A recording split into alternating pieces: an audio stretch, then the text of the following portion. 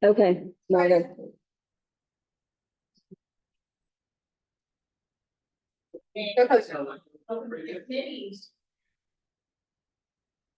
Margo, we're good now. Is that working? Yes. All right, so we're gonna call the meeting to order now. I'd like to do a roll call of. Commissioners here. Cynthia, would you start? Cynthia Batty, Margo Remain, Mary Summer, Kristen Dumar. Franklin. And I would just like to acknowledge and welcome Tony. He's a new commissioner. A previous commissioner had to resign. And so we're really appreciative that you're willing to join us and help us in the good fight. Approval of minutes. Do I have, the minutes were emailed out. Do I have any corrections, changes to the minutes?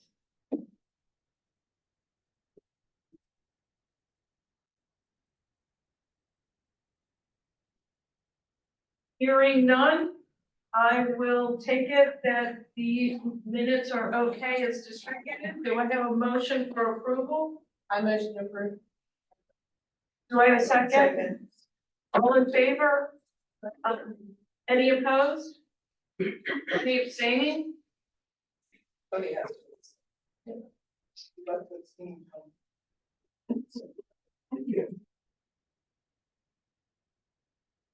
Motion, minutes are approved. So the next portion of our meeting is going to be a discussion of short-term rentals. We have been tasked with planning by the city council to look into this issue. Our next agenda item contains two presentations by two of our commissioners. I want to be very clear. The planning commission did not ask anyone to prepare a presentation. These were done by each of the presenters without prior knowledge or at the request of the planning committee. Mrs. Batty's presentation was sent to the commission in January and was provided to the commissioners and the public for informational purposes.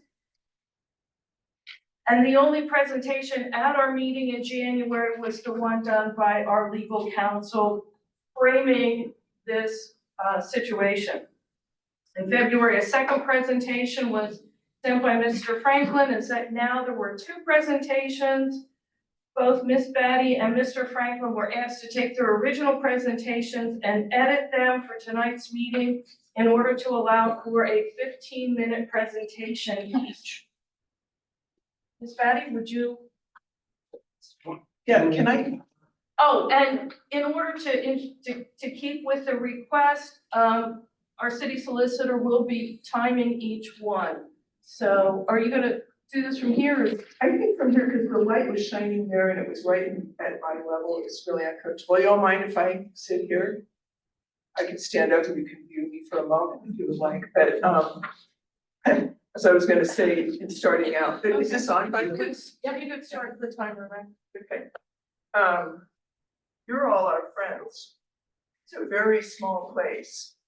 And I've been really mindful of that in working on this material, doing the research that I've done. And I just want to say, there's nothing harder than working with your friends. So much easier when it's your client, you don't care so much. So I wanted to start out with that. And the other thing that I've been concerned about all along is that we have a fair process and we have a data-driven process.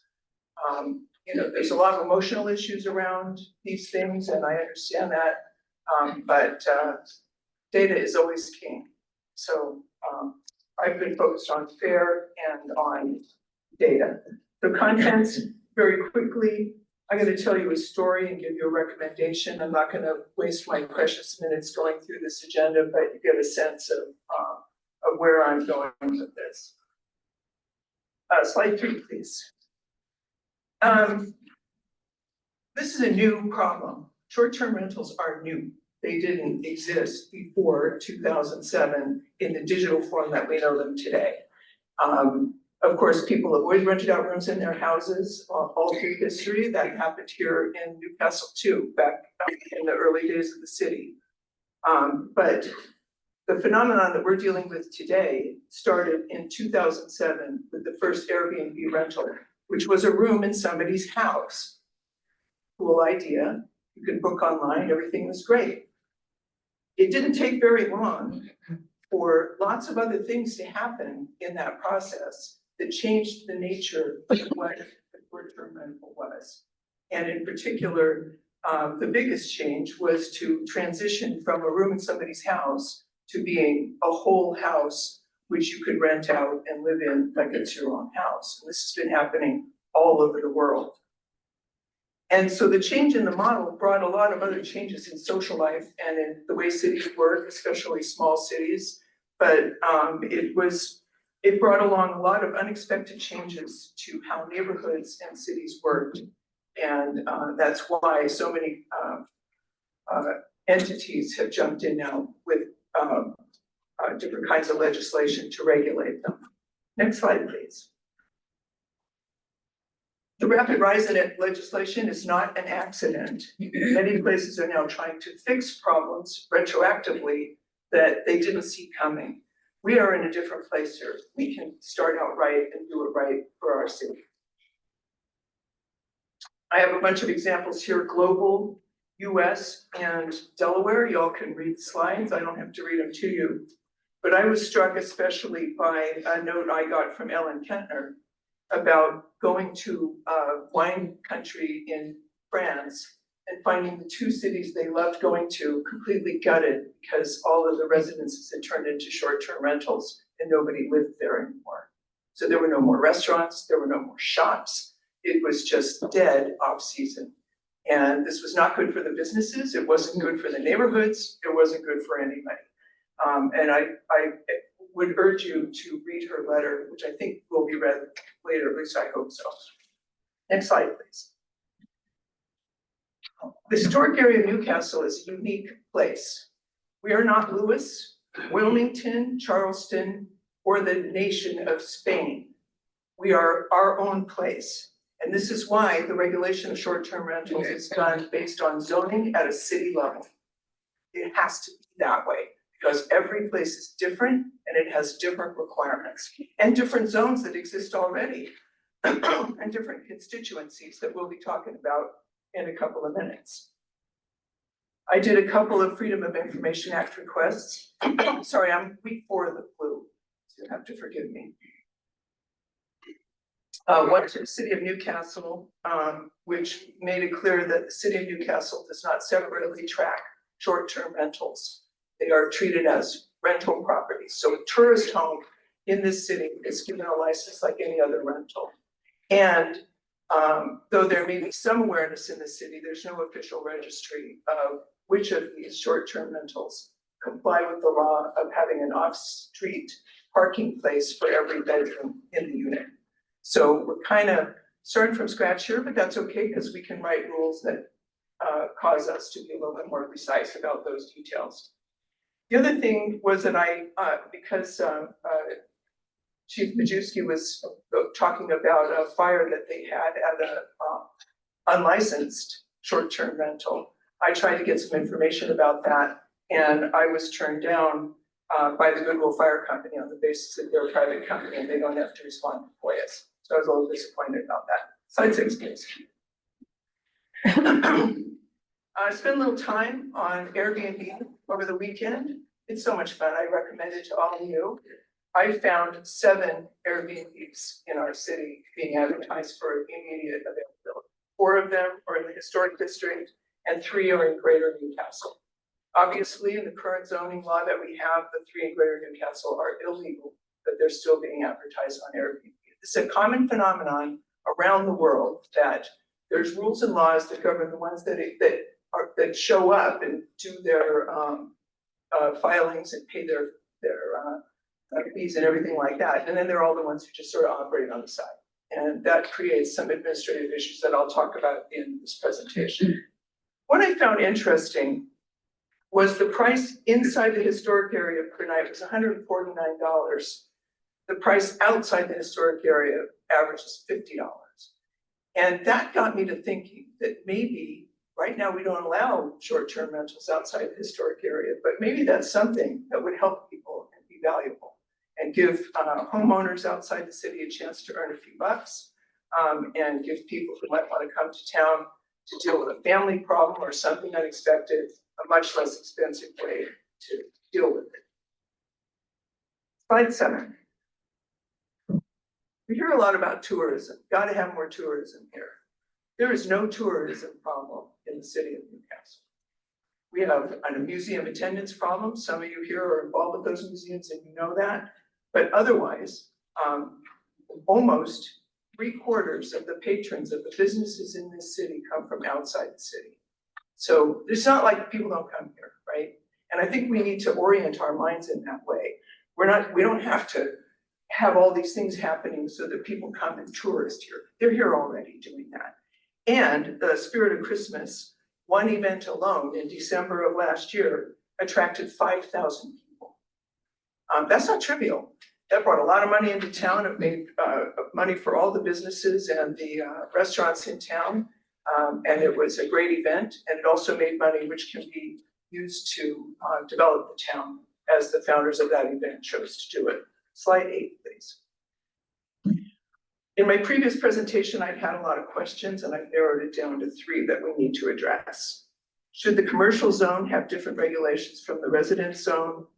What regulations would make everybody the happiest? And should we allow the rest of the city to have short-term rentals as well? And what I'm seeing in my own view of this, after all the research I've done, is that we should allow them in the historic commercial district, subject to certain restrictions. And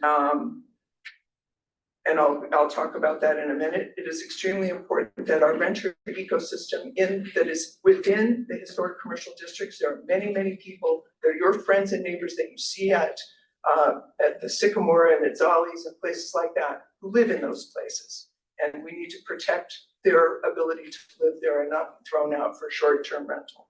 So yes, with conditions. I'll talk about the zoning that I think, or the coding for the zones that I think we need as we go forward.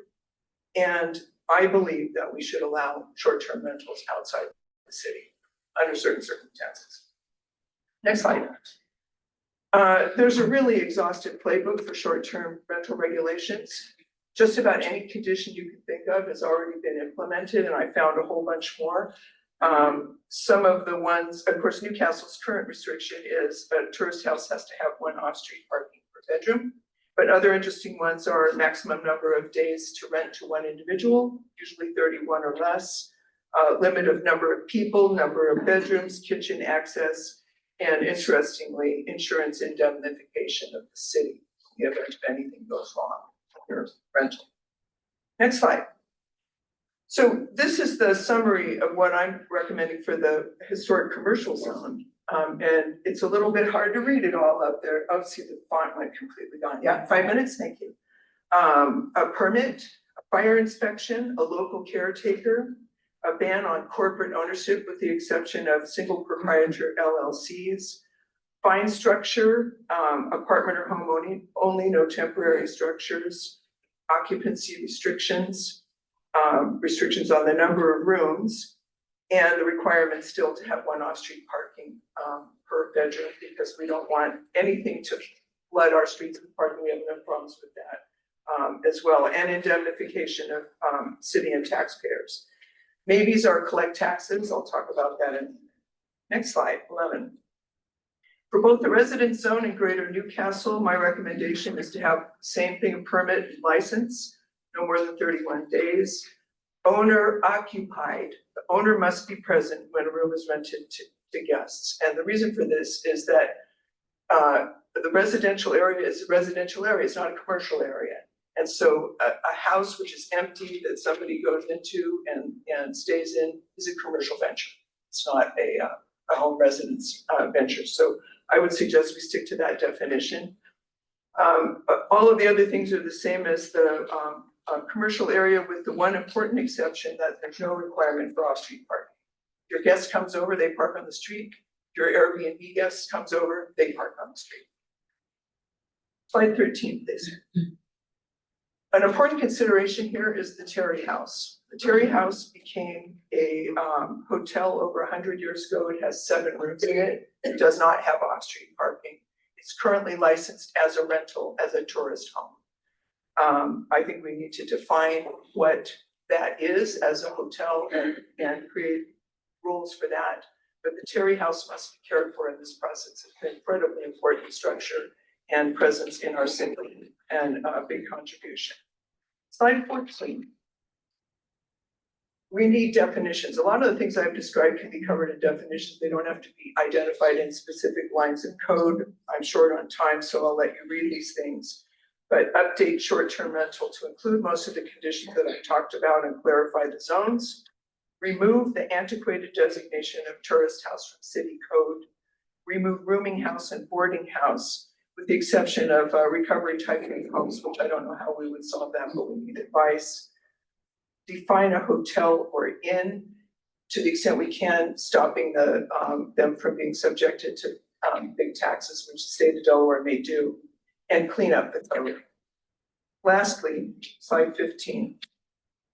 Your tax dollars are paying for this to happen. This is not a free activity. Somebody in the city will have to monitor and manage all of this. Give the license, maintain the license, make sure the fire code inspection happens. Collect fines. By the way, try to collect fines. It's not very easy to do. So that costs money too. Scoffers need legal action. That costs money too. We need to determine fee structures which support the costs of doing this in our city. It's not free. We need a process in the city to identify how we're going to license and support these things. The fire department needs a specific inspection so that we don't have fires in these short-term rentals. Many cities have tried to tax short-term rentals, and it is difficult because it then involves the city tracking every single hour or every single day that a short-term rental is used, and that's not feasible for a little city like ours. It is possible that we could get the online booking agencies to collect taxes for us, and that's what some cities do. That's an administrative challenge as well. Finally, the effect of the costs on the police and fire department of these things is unknown. I couldn't get information from Goodwill Fire, and should there be enforcement requirements involving police or fire, that's additional cost which is borne by taxpayers. I think that's it. But what I've tried to do here is show you end to end where we are, what it's going to cost us, what it's going to cost us as taxpayers, a process that's helpful to people, that lets people who own their homes do things with their homes, which the law provides, but it prevents commercial activity from taking place in a residential area. And I think that's critical for the longevity of our city. And I thank you all so much for reading all my stuff and listening to me. Thank you. Thank you, Cynthia. Our next presenter is Stephen Franklin.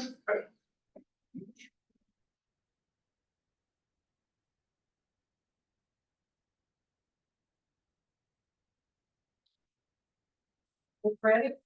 Yes. Max? Thank you. Evening, thank you for attending tonight's Newcastle Planning Commission meeting. I'm Dr. Steve Franklin. I'm talking to you about current issue tourism, short-term rental advocacy institutions. Well, tonight I'll be using the term short-term rental, not Airbnb, not Vrbo, not Booking.com. Those are not. Excuse me, can you speak up a little? We can't hear you. Yeah, into the microphone. Can you hear me now? That's better. Okay, I got to angle it then. What I was saying was I'm using the term short-term rentals throughout tonight's presentation.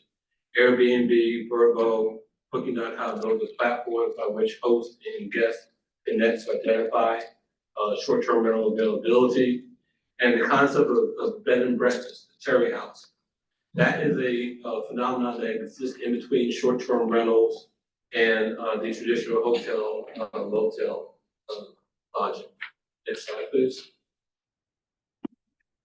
Again, first of all, we are a tourist community. I know sometimes we don't like to admit that, but we are.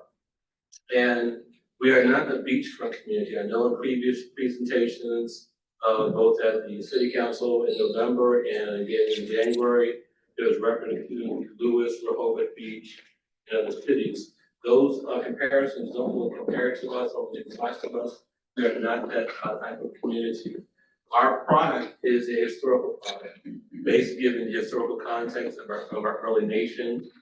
And our draw primarily are cultural tourists, those who want to experience the art, the history, and so forth. They're not here necessarily to be a party crowd or to look for a sunset or revel. The extant literature talks about historical immersion.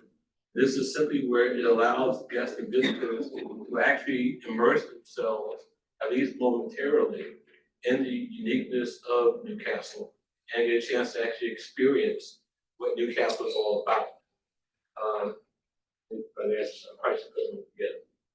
Next slide. So this is a recap of concerns that were expressed at the November 12th City Council meeting and at the January Planning Commission meeting. The terms and ideas that were expressed was a loss of community feel, loss of affordable rural housing, decrease in property values and parking concerns.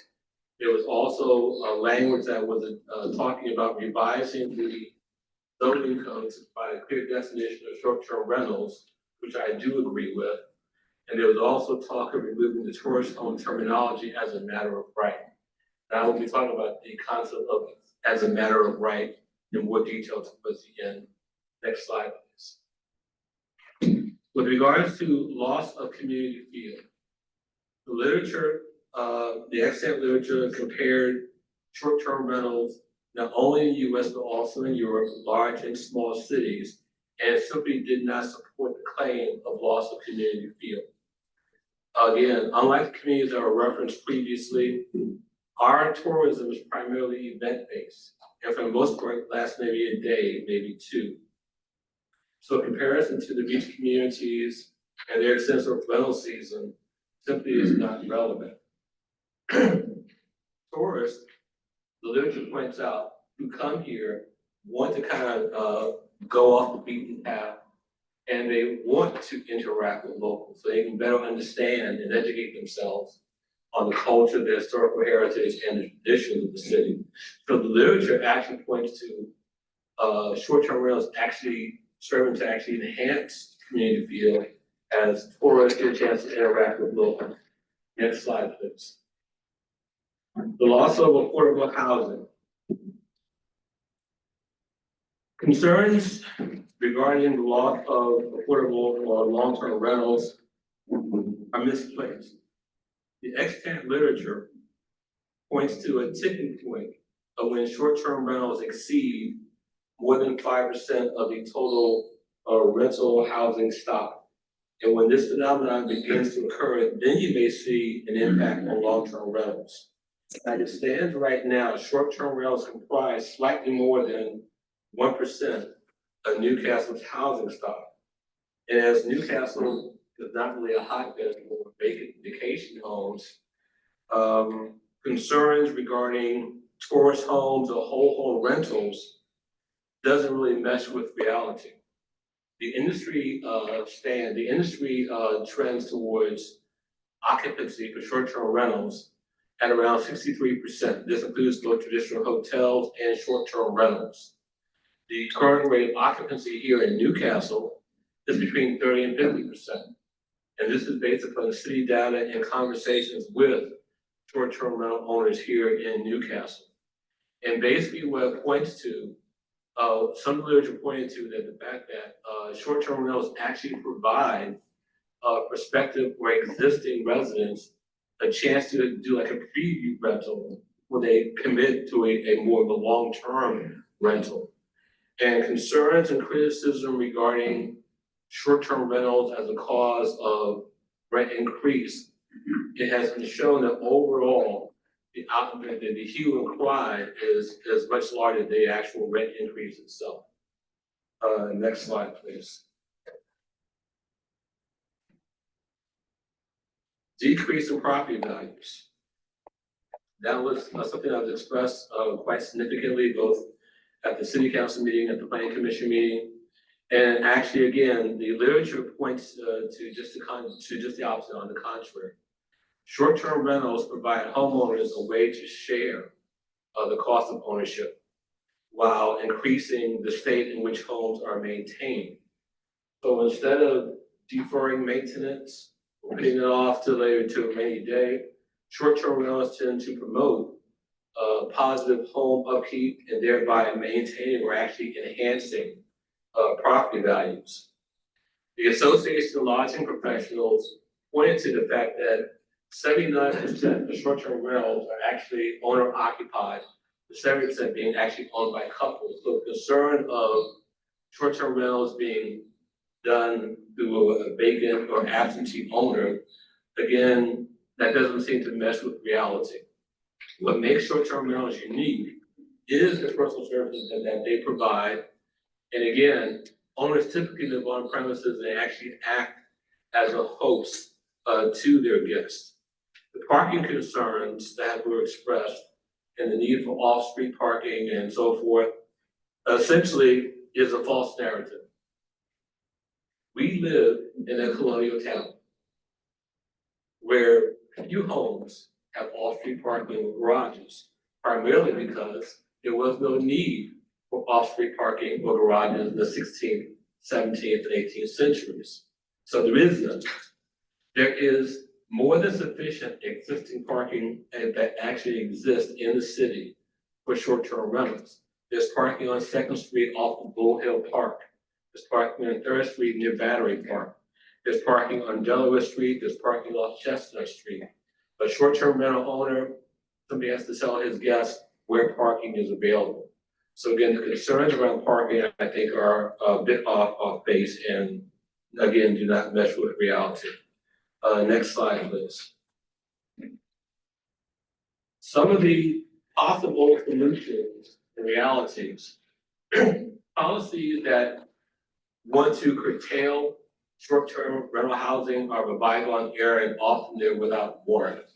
The literature points that there are 3 common approaches that were found both in Europe and in the US, large and small cities. That is total bans, which led to some legal issues, laissez-faire, which is more the European approach, which is more common in European cities, I should say, and then having quantitative limitations with some restrictions.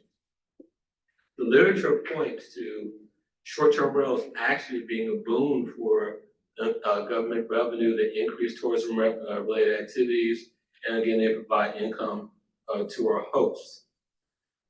Studies show that cultural tourists, those who come to see and visit us, tend to spend more, they tend to stay longer, and they tend to visit more often. And while most tourists are baby boomers, there is a significant population, the millennials. Research is now showing that 73% of millennials want to travel destinations that are filled with art, culture, and history. That kind of sounds like Newcastle to me. Next slide. These next 2 slides give you some reference points. These are not absolute numbers simply because all the guests who come to our city don't check into the visitor center or don't identify themselves as being tourists and visitors. These numbers came from, yes, okay. These numbers were supplied by the Newcastle Visitor Center and the Newcastle Historical Society. And basically what it's showing, and this spans actually 2016 to 2024. I've only showed those 5 years because before that, 2016 and 2017, visitation numbers were very low.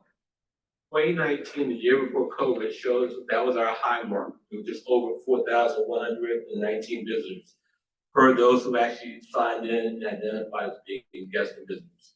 Since that time, our numbers have not rebounded to more than 50%.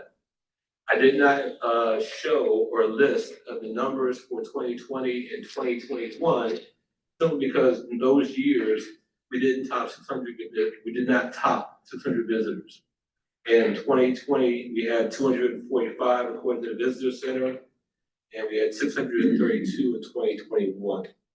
So again, these numbers are not absolute, but it gives us a reference point with regards to the tourism that comes to our city And as reflected by the occupancy rates of our existing bed and breakfast and our short-term rentals, our tourism is seasonal.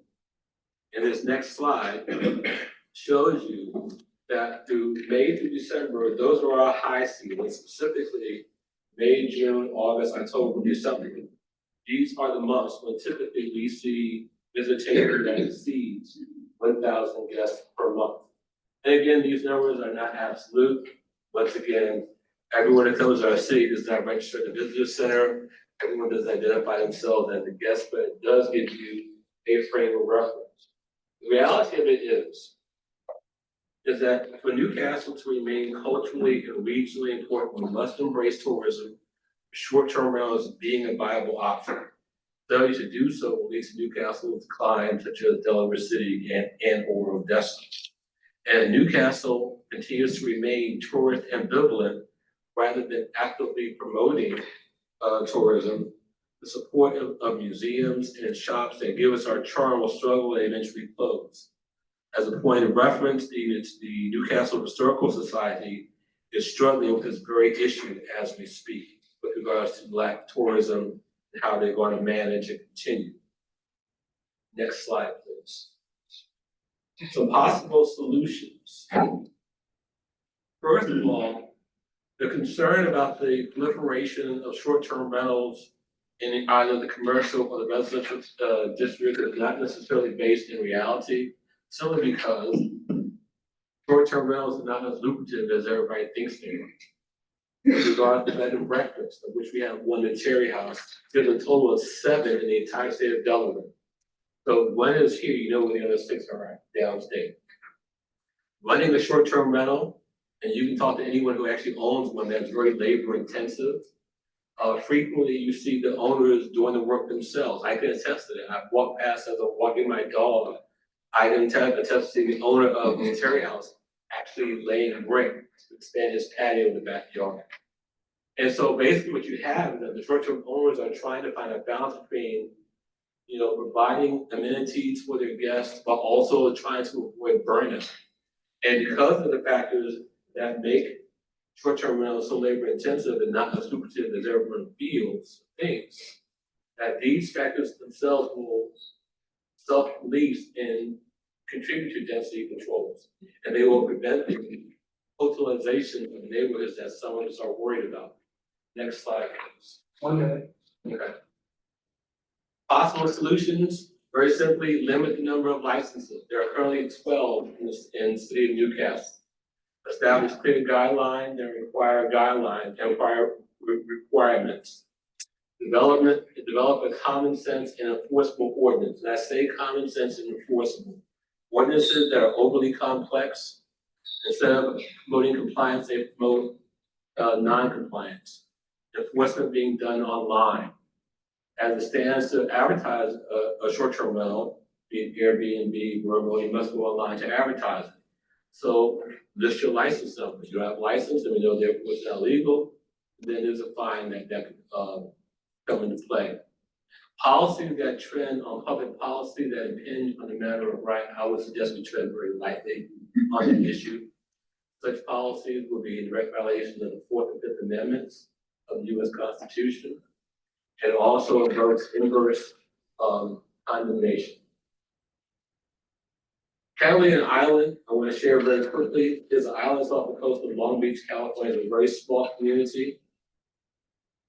I think you're done. Okay, Sorry. no problem. Thank you, Stephen. Appreciate that. And now our city solicitor is going to lead a discussion regarding the potential path forward on recommendations for short-term rental before it's done. Thank you, Madam Chair. I don't live here, and you guys are a recommending body, but I have the very unfortunate task of trying to take everything that you say and try to put them into a draft ordinance. I didn't know how to do that. We have some direction from council, which I went over at the last meeting. Tried to kind of come up with a yes/no chart. It's the best I could do. By the way, no matter what ordinance I put together, you guys are all gonna hate parts of it. I guarantee you. I just want to try to make that as right as I can, as best as I can. And you guys represent as a group or a recommendation. Council's the one who's gonna actually adopt. They have the ability to change whatever y'all recommend, which is perfectly fine. But I gotta start somewhere and I gotta get the view of the commission. So, I put a yes, no chart in there and I figured we could just start with some quick discussions because I think some of the questions go quickly. And I do the absolutist ones first. And the question I have for the council is, do you desire to recommend changing any of the current laws regarding short-term rental? Yes. Okay, so that's a yes. So, do you recommend banning short-term rentals in all districts? No, Perfect. That would have made it very easy if the answer was one of those was to say yes, but that's why we have all the other questions, right? So do you desire to recommend defining tourist home, traditional bed and breakfast, and short-term rentals differently? yes. Everybody, yes? Any dissenters amongst them? All right. And I ask this question because it may make it easier for me. And this is not a yes or no question. But is there a particular jurisdiction short-term rental ordinance that you would like to use as a model for Newcastle's jurisdiction? And if so, what jurisdiction? The city of Denver actually has a very short one paragraph of city ordinance that's very, straightforward and easily to be, enforced. What does it say? I don't have the city of Denver's code. in front of me. Do you have a copy? Can you read it? Yes.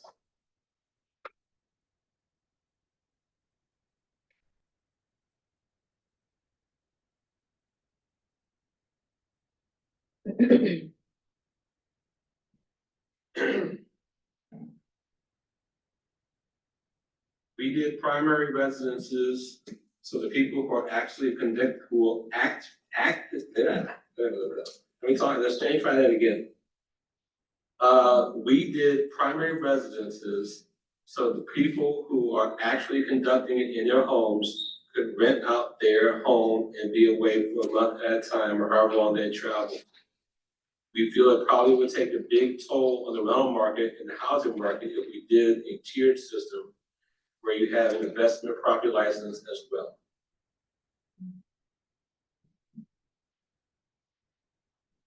So that, at least to me, is much more of a sort of a little bit of a mission statement, but it doesn't help me with my definite, but doesn't help me with that definitions. I'm not going against the mission statement, right? But I need to get some definitions in there. So in my chart, and this is just a start, I try to give a couple of definitions of what a short-term rental is. There's as many definitions as you could think of, but is one or the other of those definitions, do they seem to get to where we need to, or is there another or different definition that would be beneficial? The reason I did the work that I did was to look at all the potential conditions and to try to put together something that would work for the historic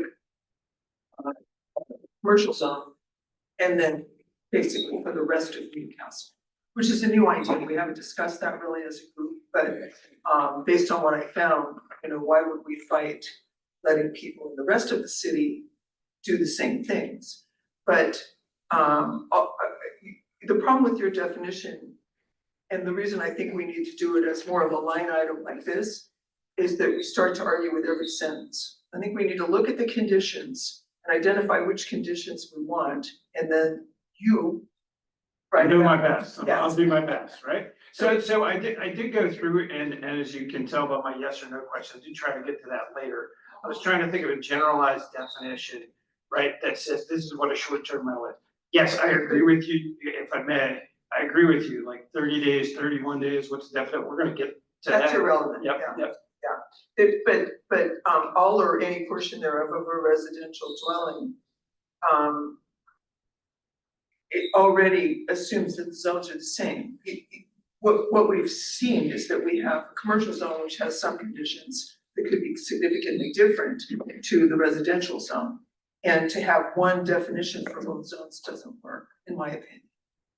So I don't know what the other members think, but you could do a different definition that went into each commercial or residential that would be different. That was my recommendation. What are the thought? I have not seen that done, but there's no reason you can't do it. What would the differences be? The difference is owner occupied versus not. That's the primary difference, and then the parking. So if that's the difference, I think I could do maybe slice that in just a different way. If we can get to a definition of what exactly is a short-term rental, it's probably easier to have different requirements in each district for the short-term rental. But I understand the issue now, so I could try to do that in when I write it. But also, I think that the definition you're proposing hardwires us into all or some. And in fact, we're saying the definition should be distinctly different, for the commercial versus the residential. Maybe we're having a. But- Wait a minute, just clarify for me. So you said the two differences would be owner occupied versus non-owner occupied? Correct. So you're saying, and I'm assuming you're meaning the non-owner occupied would be in the commercial zone. Correct. So basically you're saying anybody in the residential zone couldn't do short-term rentals? No, not at all. No, they just have to be present. Oh, They they, have room out in their house. okay, so Which they is- can't rent their whole house out. They have to be present. So I think I can write that. I can write that if that's what the other commission members. I don't agree with that. I don't Yeah, agree with that I either. don't agree with that either. Okay, I don't think it needs to be owner occupied. Why not? Why does it have to be? Because it means that the owner is actually, well, first and foremost, if the owner is not there, it's a commercial activity. Commercial activities don't belong in residential area. They just don't. So if I'm going to take, let's just say, a short-term job where I'm gone for 45 days from my home, my husband and I go and leave, there's nobody else in the house. And I wanna rent my house, you're telling me I can't because I'm going somewhere else. That's not what we're talking about. You just sat there and said, somebody isn't, you're in the home with the That's person. not a short term. And if we need special legislation. What if I wanna rent it for 10 days at a time? That it's not. It's been shown over and over, and I was disappointed in Stephen's presentation that he talked about sources, but he identified no sources, and most of his data was inaccurate. I provided a huge amount of data showing that non-owner occupied residences end up causing huge social problems in the environment. so I would very much like. Actually, I would like to- I'm gonna let you respond. Say this. I had to go on a diet because the doctor made me and I'm very grumpy today. And therefore, we are not going to have a tax on other folks' data in any way. We're gonna have a discussion. Fine, but I still like to see the sources. Actually, the sources were noted on the slide, something in case you didn't, in case you know how to read. It was actually listed on the slides. I did not include the citation slides. That would require 2 more slides to identify about 35 sources. I did mention them, I did list them on my slides. So my data is not incorrect. With regards to the, again, eliminating or talking about, whole home rental, I'm going to caution us once again. Fourth and Fifth Amendments kind of say that we can't do that. The Fourth Amendment, we all understand is against unreasonable search and seizures. We think of Fifth Amendment as protecting us against self-incrimination, but actually the last line, actually the last 2 lines of the Fifth Amendment very clearly state, nor be deprived of life, liberty, or property without due process of law, nor shall private property be taken for public use without just compensation. And this goes back to inverse condemnation. Inverse condemnation is an instance where the government has taken property or impacted property rights without utilizing the condemnation process and therefore without providing just compensation for the taking. Inverse condemnation applies both to physical invasions of private property and to so-called regulatory taking, which we're talking about when we talk about eliminating something. These instances in which the government has regulated the use of property in a manner so as to constitute a constructive taking thereof. And that comes from Cynthia, Pennsylvania Coal Company versus Mayhem, 1922. So I don't know that I agree with the characterization of the takings clause. I do think, and I'm not trying to get into a debate over it, but here's what I want to know from the commission. And I think it's a simple answer. And the first question will be, would you like an owner occupied limitation in the residential district? And so I have one yes. Do I have any other yeses on that question? So then I'm not gonna write it with an owner occupied limitation. So I want, How about? hang on, this gentleman's, I have a question. So this is my first meeting. The residential district, is that defined to the historic? it is not, no, sir. Okay, all right. And I'm trying to speak in generalities tonight because we're gonna get a draft together. Then we're gonna pick it apart. As I mentioned, I will get everything wrong when we do it, but I need somewhere to start to try to get it there. So, okay, so, and then I assume from the commission that you do not want to require owner occupied in the commercial districts. Is that correct? Yeah, I said no. Okay, all right, I'm just trying to know that. So let me rephrase. Should corporations be allowed to come into the residential area, buy out houses and rent them out? How are you gonna define that? By corporate LLC ownership. Remember, you could have a husband and wife that's a two-person LLC. You could have three friends go together and form an LLC. And buy multiple houses and rent them out. Sure, That is what has damaged so many historic cities and why there's so many rules and regulations globally, especially in historic areas. Stop that from happening. It guts the city. Max, are we allowed to make laws against who can own properties?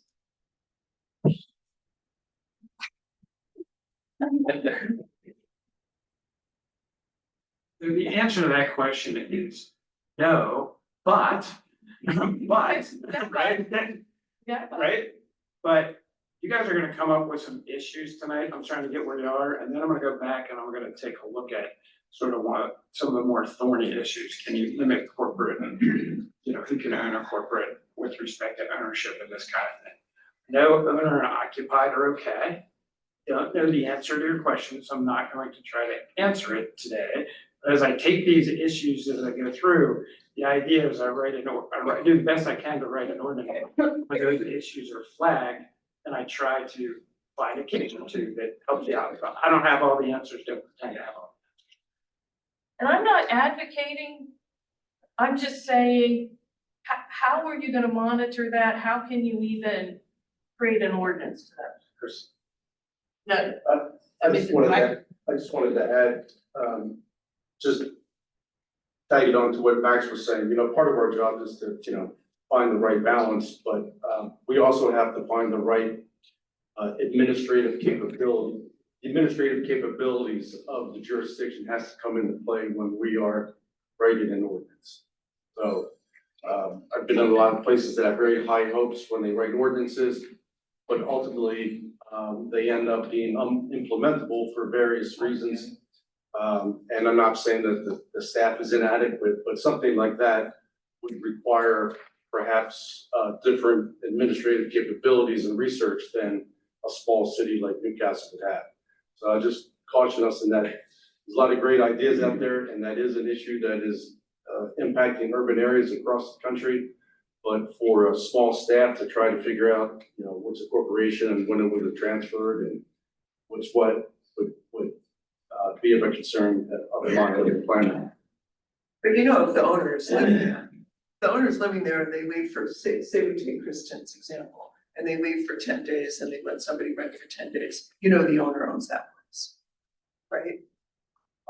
Even if it was an LLC, what if they appointed somebody on their behalf, be the representatives. Is data. Can you guys please use the microphones because it's hard to hear? Thank you. So they were discussing, and because I'm gonna move off of this, but essentially they were discussing sort of the difficulty it would be to determine corporate ownership.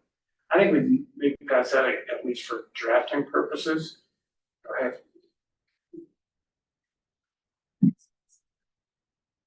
I would just recommend that the unit, building, domicile, whatever, either be owned or the property manager be a resident of the city.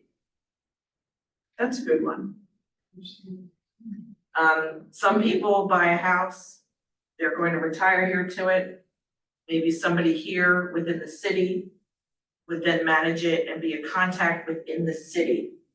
So maybe it's not necessarily you have to be a resident and own the home, but have somebody within the city managing it, if that's not the case. Is that the will of the remainder of the planning commission? I'm thinking That's my idea I'm throwing out. just thinking that's restrictive. Now, if you said like Newcastle County or the state, I might be a little more manageable. I think it should just be somebody that's definitely, It's in the people city. can, Contact. yes, if there should be any I've issues. seen a number of city regulations which require either the owner or the manager to live in the city, to be available in the city. So that's not impossible. What size cities are those? All different sizes. Yeah, I mean, I didn't bring all my research with me, I've seen a lot of my work, but I've read dozens to hundreds of descriptions of laws, and I've seen it over and over. Okay, and just to kind of flesh this out, Newcastle's really small. So somebody who lived 2 miles outside of the city limits, Because you gotta set a guideline somehow. Yes. You're either a stakeholder or you're not. I just want to point out, in the city of Lewis rental licensing agreement, there is a note about does the owner have to be present, does the owner have to be present during the rental? And it says an owner does not have to be present for the duration of their guest stay. However, a local contact must be available. Local contact means that the individual designated by the license holder to perform obligations under this ordinance and serve as the contact person for issues relating to a short-term rental. The designated contact must be available 24 hours a day to accept phone calls and respond physically to the short-term rental within a reasonable time period, not to exceed 2 hours when a short-term rental is rented and occupied. So something similar to that could potentially be a compromise between owner occupied and, someone living within the city, some similar language to that possibly. Why don't I start with that? There's 1,000 things you can do. You could do 5 miles from the city, 10 miles from the city. There's all those iterations. I think that's a nice way, just hearing the banter to sort of get something to start with as far as drafting. I know that there were some questions, I know Cynthia raised about the Terry House, and that's what I was trying to get to with the definition of bed and breakfast. So they stay out of being a hotel and stay out of that. Does anyone, and we can tinker with my definition, because I don't know the Terry House nearly as well as y'all do, but is there any objection to establishments like the Terry House being treated as a bed and breakfast instead of a tourist home?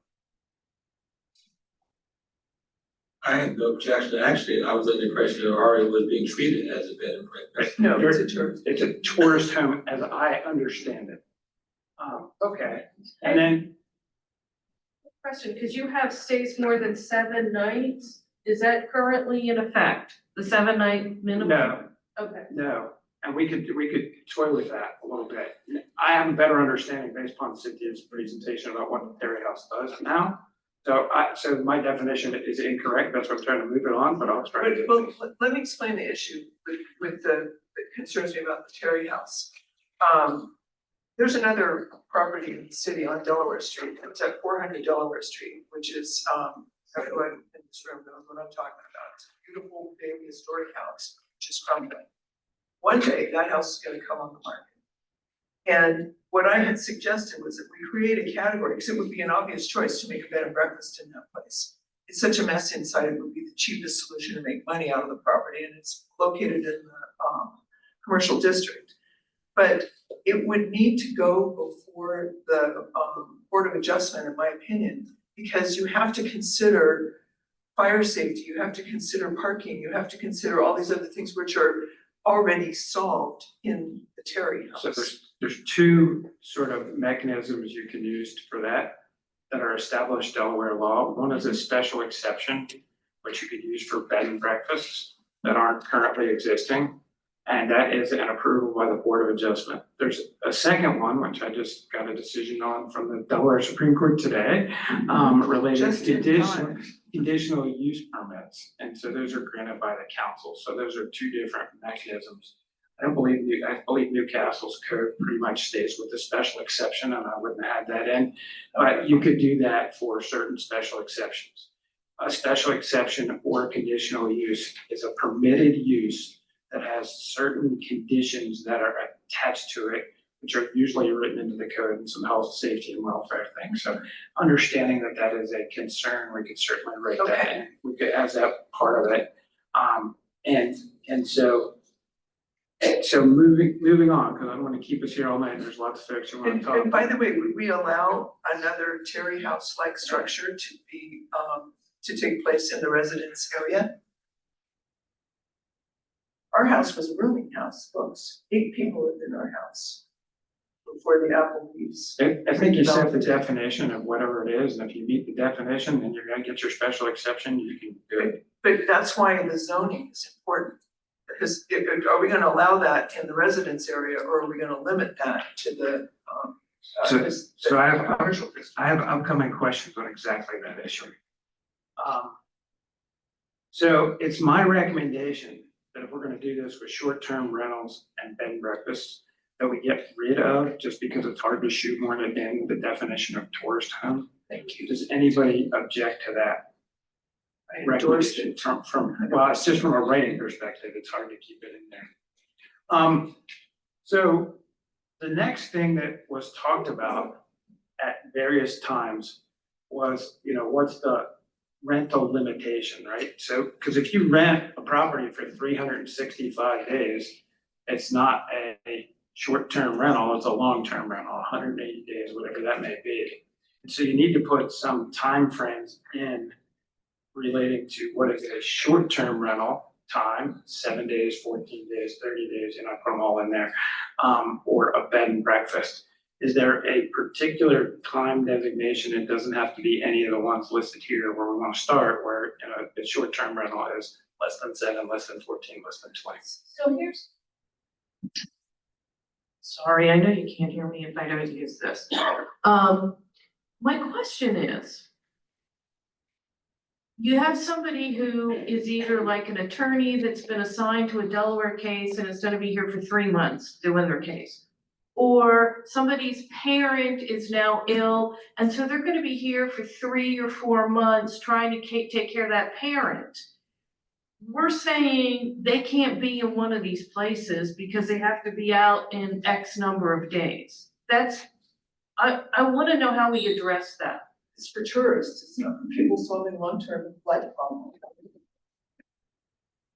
So you're gonna say that you can't stay in any of the houses in Newcastle unless you're a tourist? So I don't think the intent is to prevent someone from a longer term lease, whatever term that may be, 3 months, 6 months, whatever, right? I think the intent for the definition of short-term rental and all the licensing requirement is to sort of pigeonhole the number of days, Airbnb, Vrbo, whatever that is, right? And so the intent certainly is not to take away one's right to rent your property for 3, 4, 5 months to you, to whomever. And I'm sorry, I want to finish that thought before I answer your That's question. okay.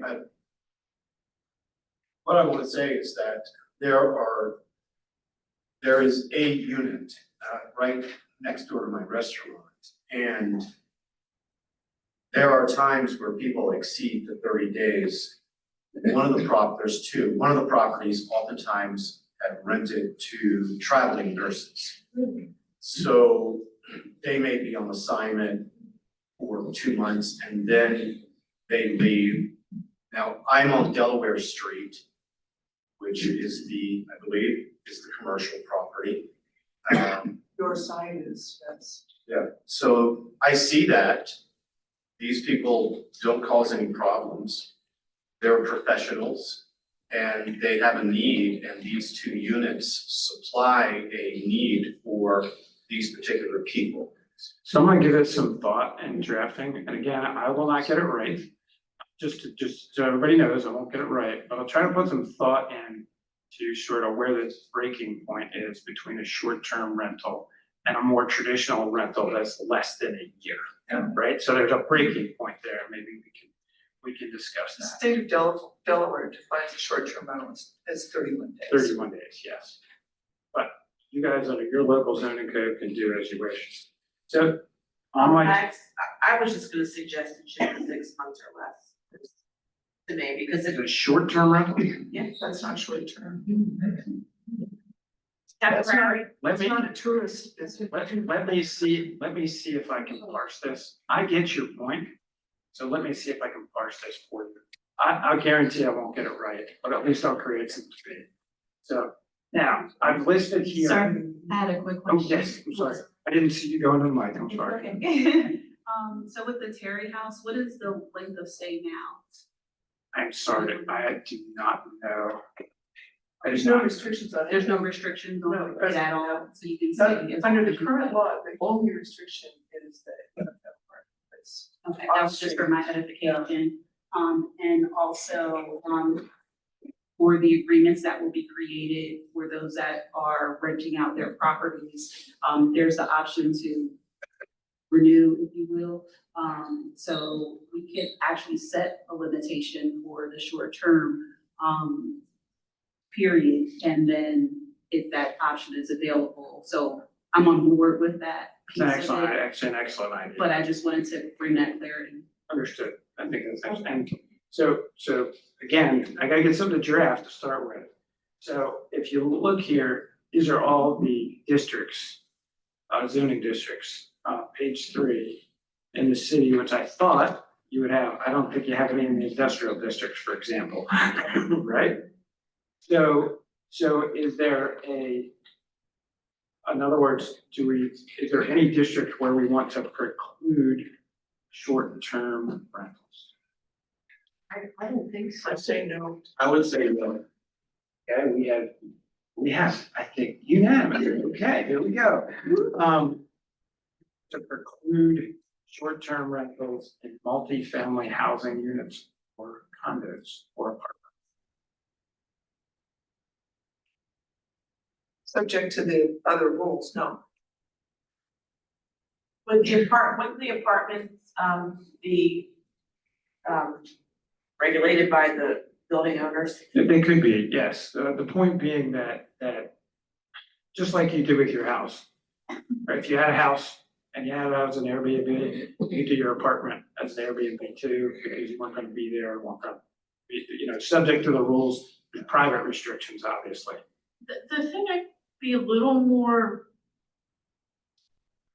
I would think you would need to own it in order to rent it. If you're in an apartment, by definition, you don't own it.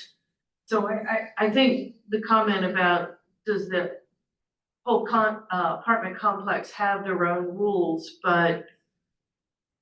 Could sublet.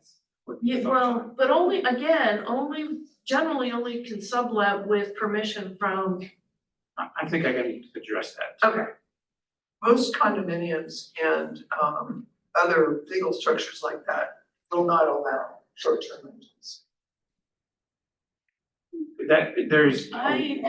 There are some, depending on how the condo documents are written, Yeah. some that are older that are in the, Property Act don't have that. Yeah, I was gonna say the one I owned didn't have that. I'm not gonna, one thing I'm not gonna Oh, do, I'm not gonna put the city in a position where the city has to determine condo rules to determine if it's legal.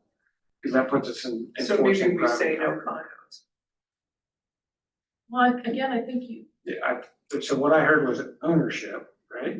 as long And as then you if the own. the condo property. people say you can't do this, that's between them and the owner, not Yeah. them and the. Yeah, then it's the condominium association that's enforcing that, as opposed to the city. Okay. So there was some, What's the difference about multifamily housing? I guess I'm. I did, a multifamily housing could be various, it could be a fourplex of condos, it could be a duplex, it could be any of those things. I just put it in here for completeness, but I think I have sort of the tenor of the planning commission on sort of where we want to go, at least for a first draft. One of the things that was discussed is, at least in one of the prior presentations, or somewhere along the line, some districts say you can only have 5%, 10% of the houses within each district be an Airbnb or be a short-term rental. Is there an appetite among the planning commission, at least at this time, to have a percentage sort of allotment, like the historic district, you can do more than 5%. First district, no more than 5%. Yes. I agree with that. That takes away the ability for one district to monopolize all the licenses. I would disagree with that. I think basically, again, the fact that they're not as lucrative as many seem to feel, I think it's gonna self-police. And if you have, short-term rentals that are proximal to where most people will probably wanna be in the first place, the historic area, I think it'll kind of take care of itself. I don't think you need to actually limit to say you can't do this, you can't do that. So since we have a split sort of amongst the commission, why don't I just draw a blank there when I write it up? And then we can debate about what that percentage should be, because I don't have enough research on sort of saying the usual is 5 or 10% or whatever that may be. And would it be a percentage of the entire housing population or the rental population? You could do it either way. I would say, Dwelling in. I would say dwelling Okay. units is the way that I was envisioning it. Okay, that's fine, I'm just asking. So next sort of thought process that we had was parking requirements. And, you can have all kinds of parking requirements, or you can have none. And I know, so tell me if we feel that there should, because currently there is the parking spot, I think it's a parking spot per bedroom. That's correct. Did I get that right? So should there be in our draft ordinance a parking requirement? And is that an off-street parking? Off-street, the way it's So that means they currently like written. have to have a driveway? That's correct. The way it's currently written, and the question is whether or not in this ordinance, you want to require parking. Does Terry House have? They do not. Oh. With regards to the parking and the requirement, are you saying that the actual property has to have parking right there, or can it be parking that is proximal? No such rule for that. I'm Somewhere. asking you whether or not you would like to recommend that there be an on-site parking space or not. Otherwise, then they would have to utilize the other spaces. Excuse me, the current regulation doesn't say on-site, it just says an on-site parking. Believe me, I've looked at it very carefully. That implies the same thing. Implied is irrelevant. If you have a parking space and you rent it from somebody 2 doors down who's got 4 garages, which is a condition on the Strand, then you have a parking place off-site. Whether or not, I would interpret that as a dedicated parking space, which you'd have to have some dominion and control over, but that's Could be. irrelevant for this You rent a discussion. a lot of people here rent parking spaces from other dwellings, Right. right? So So the question before us is, do we want to have a similar requirement as we're writing this ordinance that you have to have, and I'll call it a dedicated parking? in some I would say zones, no. yes. No. That sounds like no. So the answer- Excuse me. I say yes. Okay. In the historic, commercial district, there must be an off-site or an off-street parking. Then you shut the Terry House down. So I'm gonna keep the discussion here. Terry House is accepted. We've made a condition that it's accepted. So we're gonna, No, I'm gonna keep this discussion amongst the council. There will be, or excuse me, amongst the planning commission. because this is a discussion of what you guys want. The public will certainly have its opportunity in public comment. I'm going to, for present purposes, say no, and we can continue the debate later, but I think the majority of the heads nodding say we don't want to have that requirement. Licensing requirements. So licensing requirements are always interesting, but it would be my recommendation, and you notice I don't recommend much, that you have to have a business license and a rental license. At minimum, is there another type of license that folks think that should be put on a short-term rental or a bed and breakfast? So why would you put a business license on a bed and breakfast if someone was renting a room in their house? That's what I'm asking you, right? Yeah. That's what I'm here. This is for your discussion. Generally, if you have a business, you have a business. You have to have a license. business license, yeah, the state requires it. I'm sorry, go ahead. So, what I'm thinking is the bed and breakfast such as Terry House, we're assuming operates as a business, so I would assume it has a business license I would make that assumption as well, currently. yes. Short-term rentals, from what I'm hearing, are often not business owned, so I don't think it's necessary to necessarily require that of a short-term rental, but like a bed and breakfast. I don't know if that makes a difference. I would beg to differ simply because the state defines a requirement for a business license, whether you operate as a sole proprietor, an LLC, or a corporation. So if you're conducting any kind of business, legally, you have to have a business license. Now, And in But- fact, you would need the business license to get the rental license. yeah, and don't we also That's need what I'm trying to- isn't there also a city of Newcastle business license as well as a Yeah. state of Delaware? So you'd have two business licenses and the rental license. Correct. Yes. States. And those only last a specific period. A of time. year, they're only Yeah. good for a year. Yeah. So I have approval process as one of my items here. I don't know that we can necessarily get that today, but I'm gonna work with the town staff on sort of what we need to do to get that, what's practical for submission of that. Okay. So approval in order to get the short-term license or the rental? The approval process, what we need to do, Okay, right? I'll work with city staff on what we need to do or what the process is now. We'll make sure it's clear for those who want that. There was another there was another discussion about use limitations. And what I mean by use limitations is you can, and there are jurisdictions that do it, and they have been upheld. This is one thing I do know, because I found the cases on this. It says you can limit the number of days per year that a particular short-term rental may be rented, right? So different places use different times. Done in Wilmington. I found the cases that says, and again, I'm here to get your recommendation. Is there a recommendation that, do you want to limit the number of days in any way? Or do you want to allow it to occur 365 days a year? Based on this conversation, yes. Okay. So what? Go ahead, I didn't mean to interrupt. if the current occupancy rate, what do you mean by limitations? Are you saying are you talking about the number of days or are you talking about the types of usage? Number of days. So for example, we discussed a limitation about how many of these, I'm gonna call them businesses or Airbnbs or short-term rentals, sorry. How many of those can be within within the district, right? The second limitation you could put on there is you could say you can't be an Airbnb every day.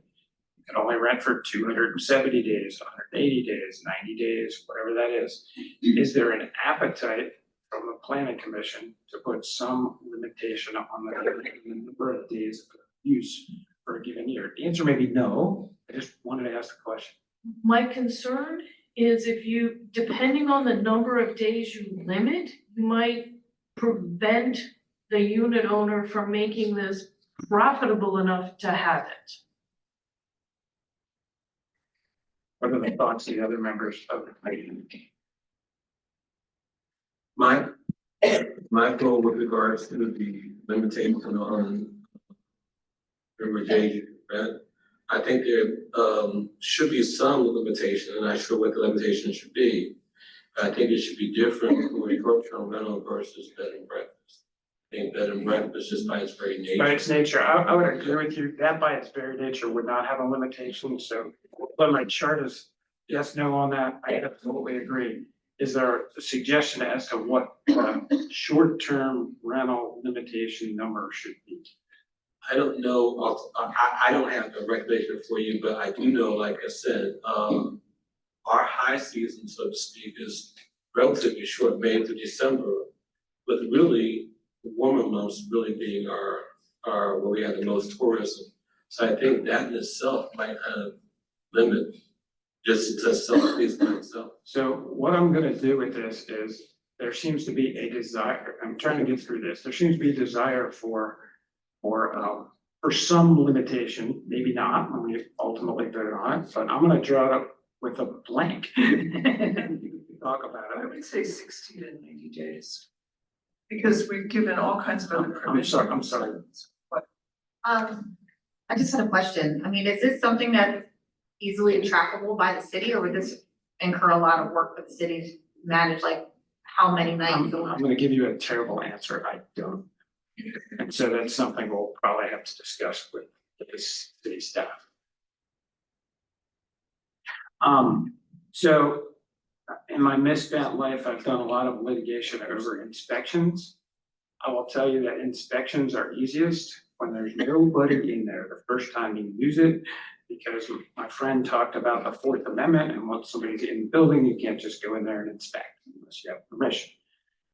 With that being said, it would be my recommendation that you require, or be it a bed and breakfast or a short-term rental that's licensed as such, be inspected for life, health, safety things before you Before the can get the license. license, right? Your fire extinguishers work, your plumbing work, there's nothing like that, so you do it.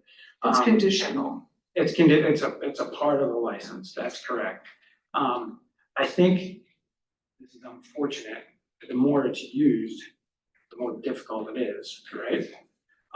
To sort of keep up, because if it's rented for 3 days and 3 days and 3 days and 3 days and 3 days, you're not gonna do a life safety inspection in between all of those. But it would be my recommendation that if you're, upon renewal of your license, especially for a short-term rental, that you would have a re-inspection by the city for life, health, safety.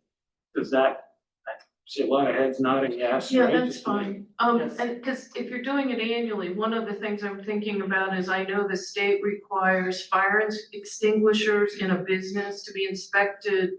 It might be twice a year, but at least if you're gonna do a fire inspection once a year, you'll at least get those things inspected to ensure they're in compliance. So if there's a fire, at least we know there's a working fire extinguisher there. So, and I wanted to talk, because there was some discussion about fees that you charge the city can make. The fee has to be reasonably proportionate to the cost of providing the services. So for example, if the city does a life, health, safety inspection and it costs the city $20, and you can charge $20 to recoup those costs. You can also recoup administrative costs and things like that.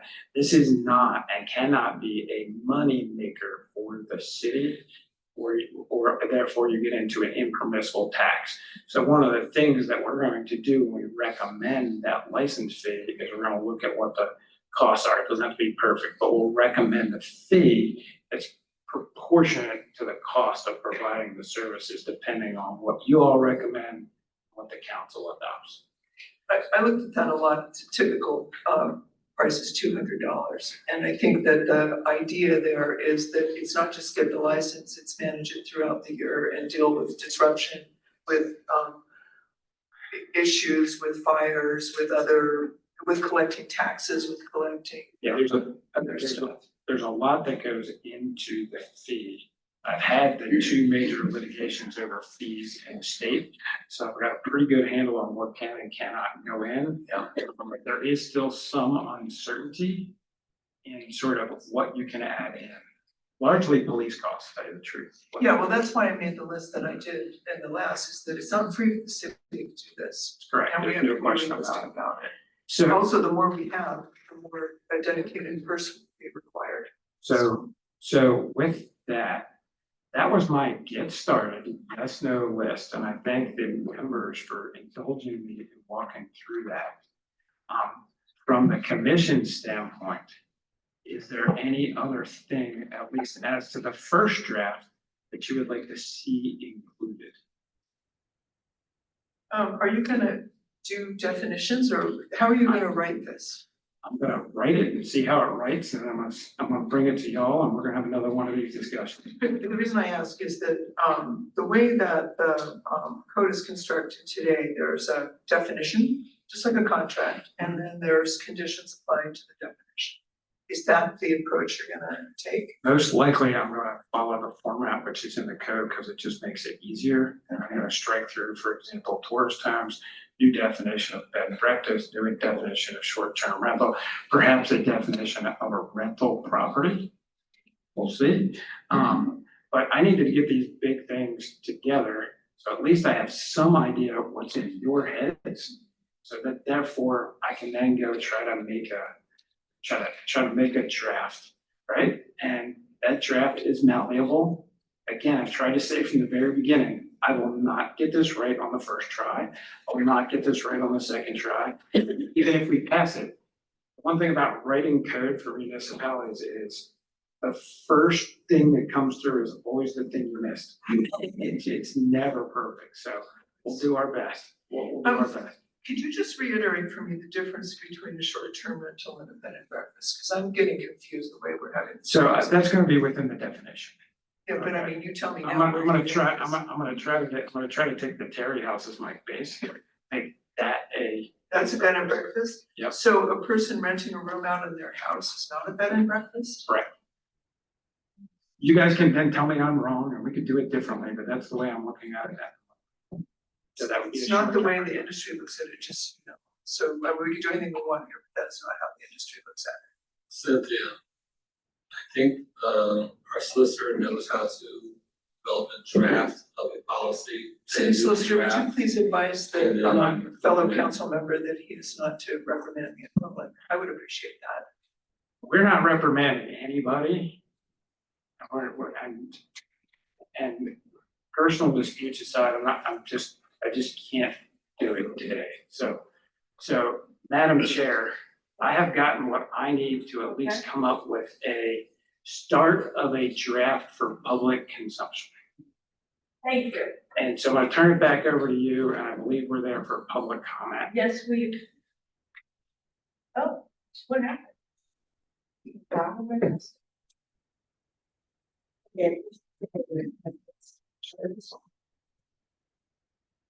That was working. Okay. Oh, there we go. Okay, so public comment, each person can have 3 minutes. And, please ensure that your comments are only, concerning the items on the agenda. If it's something not on this topic, then you can save it for another meeting. So, is there a path for them to put their name? Yes. Okay. If you would like to go up and fill out your name, and can somebody start their timer? Oh, okay, good, we got the big one. Do we have anybody who wants to make any public comments?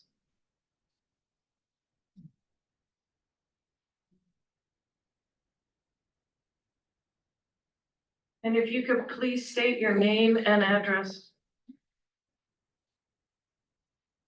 My name is Carol Bukolich. I live at 33 The Strand. I don't know if these are public comments, but my request is that in the future, it would be helpful if the audience had copies of what it is that the commissioners are going to be reviewing, particularly for the next session. That seems especially important because it sounds like you're going to be talking about specific kinds of details. I also had I've done, like Cynthia, I guess, a lot of reading of what is talked about around short-term rentals. And I'm confused by the definition that Max is proposing. Because in all of the literature, short-term rentals are tourist homes or whole homes and bed and breakfasts, which are rooms rented out when the owner is in the home. So to have something different than that seems a little odd. And then also, there's talk about what's gonna be required for a license. Most of the things that I looked at also suggested that the person who was doing the operation of the tourist home or the bed and breakfast had to have liability insurance, and the typical is a $1 million policy. And it seems to me that's not something you necessarily look at when you go to investigate the place, but it certainly is something that I think people need to know that the city is not responsible if somebody falls down your stairs or if there's a fire and heaven forbid someone's hurt. So those are my comments. Thank you. Anyone else?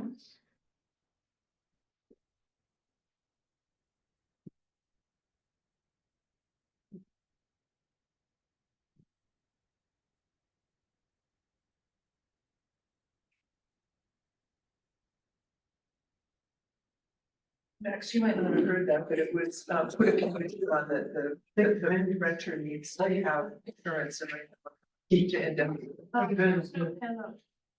We have a pen. Yeah. We all think that's important.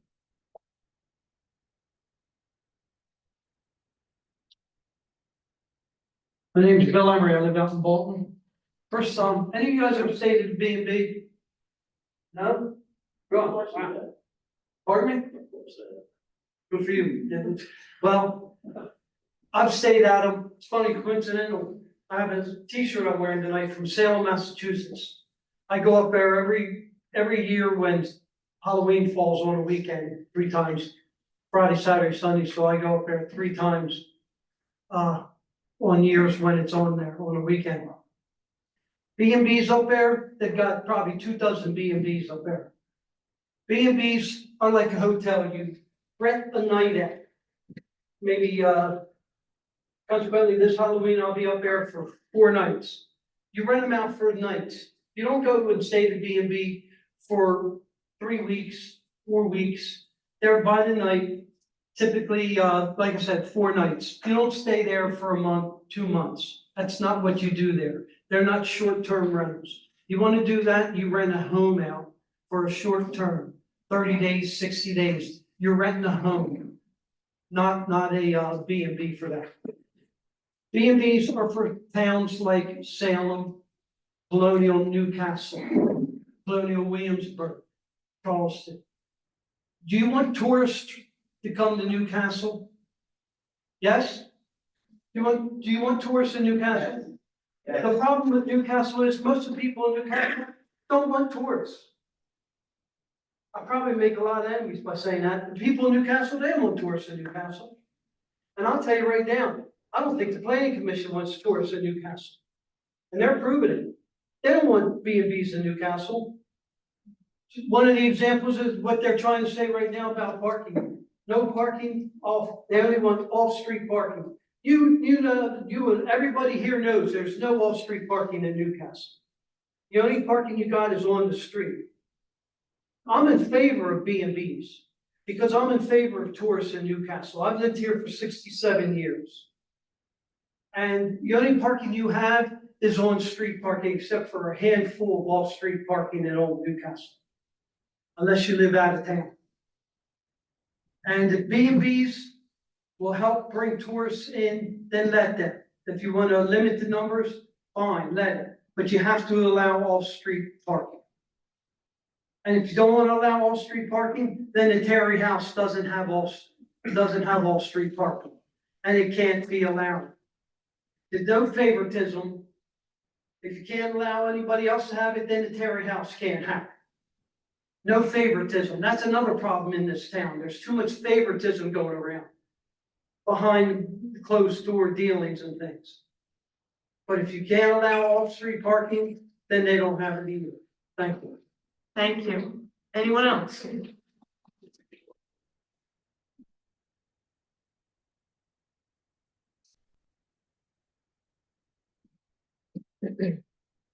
Hendrickson, I'm with the Terry House, one member of the Terry House. This is an I don't like discussion. I don't like this thing. I propose we have an I don't like any door that's not black. Let's tax those people.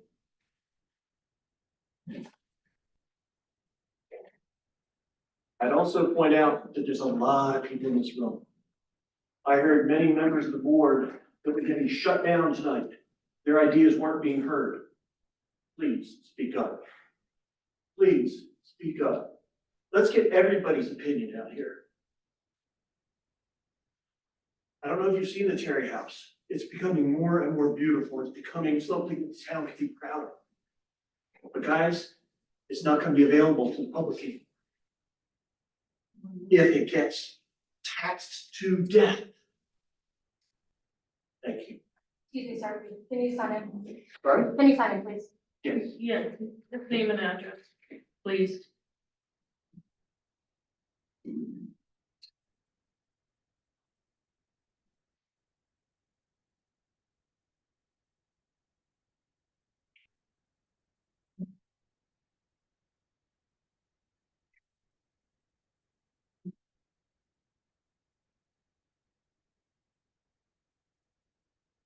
Ron Reeves, East Second Street, 52 Second. I did prepare a presentation of the case. I want to thank, You need to speak in the mic. sorry, I do want to thank Cynthia and Stephen for excellent presentations that I think really lay out the issues for a really interesting conversation in terms of all the different issues. So a lot of the points I noted down were discussed and brought out, so cut most of this. I do want to talk about the idea of trying to do some local research. I think many times issues came up and people said, well, we don't know what's really going on. And I think the off-the-shelf research from other communities is interesting, but not necessarily relevant. It's just too different a town. So I think we need to do some local research. It doesn't need to take forever, but we need to sort of find out what's really happening in town, on all sides, from Terry House to, to Strand, to the historical districts and so forth. So, and for example, I think Stephen made this point, and I agree from my conversations, the Airbnbs and the short-term rentals that, Terry House are not wildly popular. So wildly profitable, I mean. So the idea that there's gonna be this tidal wave of Airbnbs and so forth, tidal wave of short-term rentals happening is really just not likely. It's just not realistic. In fact, what I would challenge the planning commission to do is to say, are we, for example, the government function that wants to encourage short-term rentals? If we want to encourage an economic environment that fosters the things that residents want, the stores, the restaurants, the arts and culture, and so forth, that supports, the historical society, that supports the restaurants we like to eat in.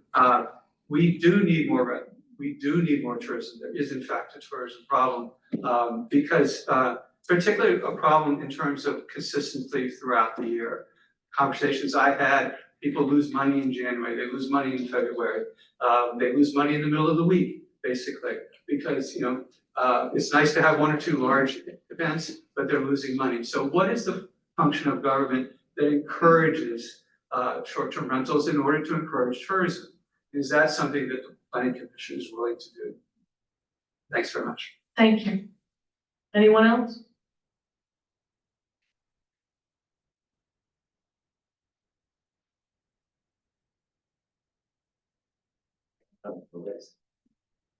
Oh, where's the sign-in sheet?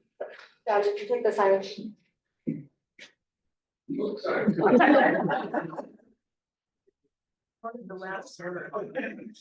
I guess he said nobody else could talk after this.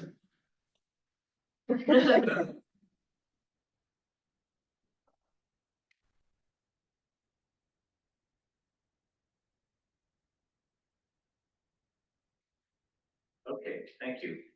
Ron Stack, 104 East Third Street in the Historic District. As I reflected on what I wanted to say during my allotted precious 3 minutes tonight, I kept coming back to something I read recently. It was the comment of a resident in Berlin, Maryland. Council members there recently passed an ordinance requiring short-term rentals in their residential districts to be owner occupied after a contentious difference of opinion among townspeople. Paraphrasing the individual, he or she said quite simply, I live in a residential neighborhood. I expect it to be residential. Newcastle is not unlike Berlin, Barcelona, Charleston, and hundreds of more places as they wrestle with the potential consequences of legislation. It seems there are roughly 2 diverging opinions in Newcastle on the same issue of short-term rentals, which are businesses.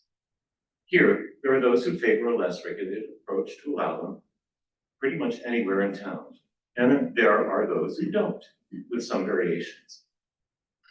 I am one of those who don't. I strongly favor B&Bs, inns, or short-term rentals and would support them 200% in the commercial district. But I don't think they belong in residential areas. Why? Because I want to be able to see Champ, our neighbor's beagle, when he's barking to make sure everything's okay. Because I love hearing the delightful squeal of the little girls next door playing in the yard most of the time. Because I take pride and comfort knowing the names of at least the faces of those who live around me.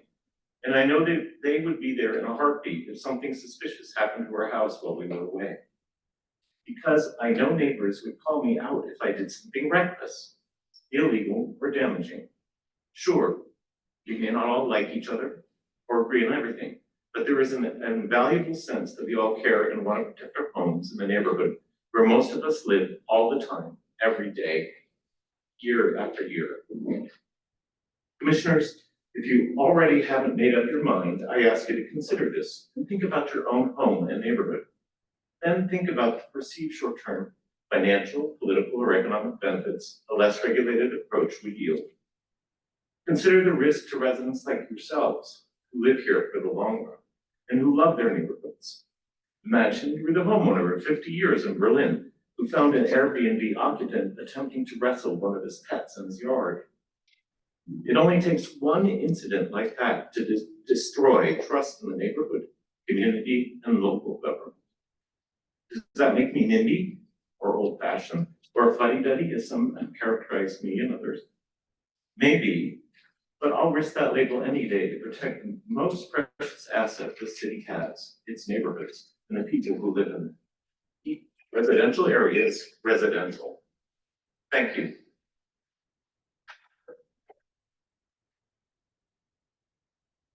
Thank you.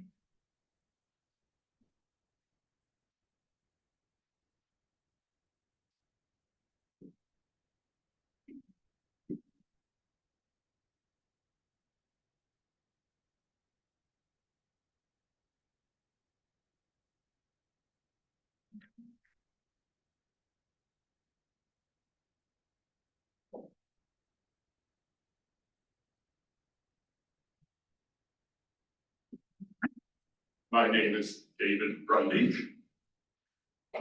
The issue here today is how much regulation should be made for independent businesses in Newcastle, both historic district, both residential and commercial, such as a homemade home made into a so-called bed and breakfast short-term rental, or potentially a car repair garage or a small lumber yard. Right now, the historic residential district is a potential free-for-all.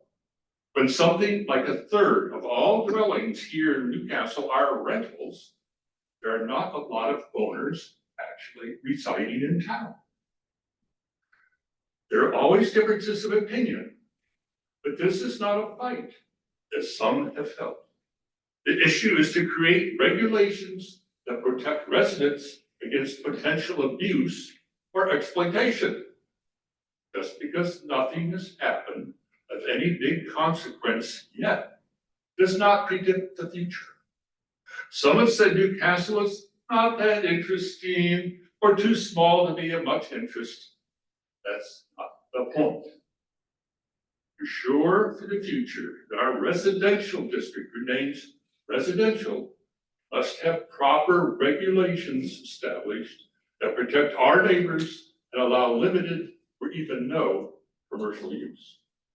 My home is on the Strand at Packet Alley. My back fence abuts a dwelling now being rented for transient visitors. The location is rather problematic, the narrow alley that only can act with the only access and limited parking there or on the street. For any other home in Newcastle, it might be somewhat easier to set up transient rental units. The best option is to keep all commercial establishments in the commercial area, Delaware Street. So I ask the commission members and all those now here in attendance, you desire a short-term rental over your fence? If you have children, you want to constantly supervise their exposure to strangers? You want potential vandalism or loud and late parties next door? Good regulations must be determined that are appropriate to our lovely historic residential district. Please make it so. Thank you. I missed your name. Sorry, I missed your name. David Rudnick. David, thank you.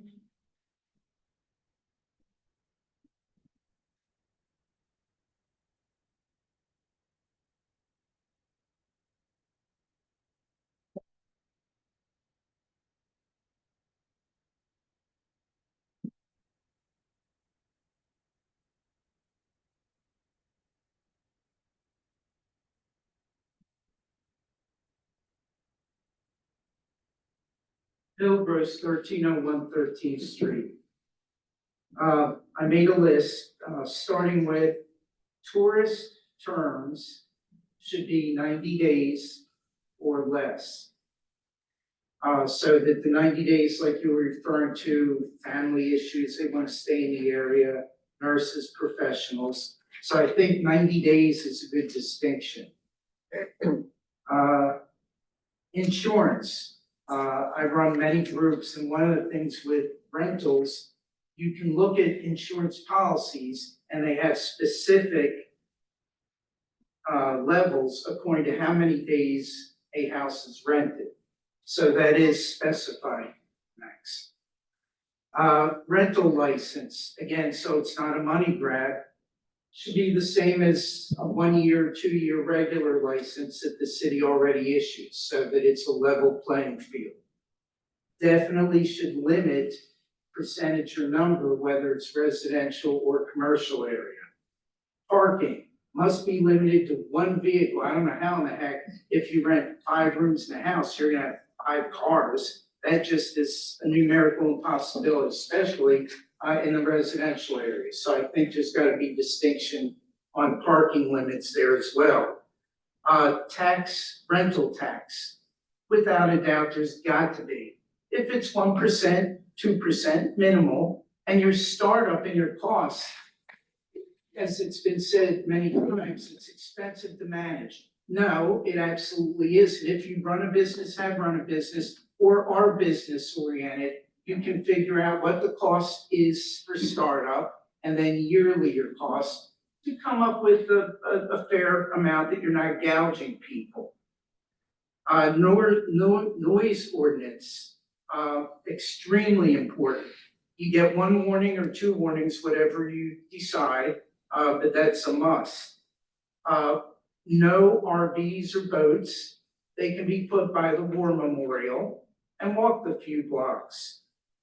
And keep residential, keep commercial. People love their town, love their houses, and want responsibility. They don't want people just jumping in, and like was previously said, I wouldn't want my kids, running around riding a bike with people transient just coming in and going around. Lastly, any existing B&B, short-term, whatever, tourist homes must abide and follow by whatever new ordinances this group puts together. No exceptions. Thank you, Bill.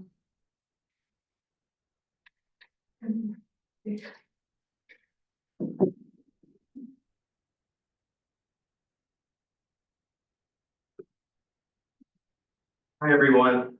My name is James. I know that was my lovely father that everyone met recently. His name's Ken Anderson. I own the Terry house. It's actually under my name. But it is a family ordeal. My dad is out there helping me. My brother helps me. My mom helps me. My lovely fiance helps decorate everything. So you just met my dad. You might have seen him laying brick with my brother in the backyard or doing various work around the place. We are a small family-owned business that have put a lot of blood, sweat, and tears into the place. Man, it has been hard. After 2 years and spending over $400,000 in renovations, after all that hard work, man, it looks good. We would love to have any of you come stay with us if you would ever like and see the place. We would be honored. One thing I would say that I noticed a lot of the members have been trying to separate the Terry house from other Airbnbs. Terry House can't be anything other than a hotel or a bed and breakfast. It is a 10-bed, 10-bath commercial property, and it is zoned historical commerce. It's really all it could be and all it could ever be. It has been a place for people to stay over 100 years, and I hope it'll be like that for another 100.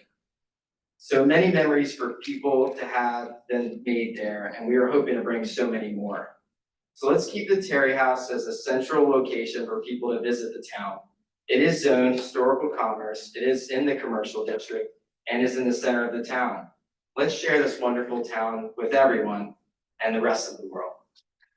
Thank you. Thank you.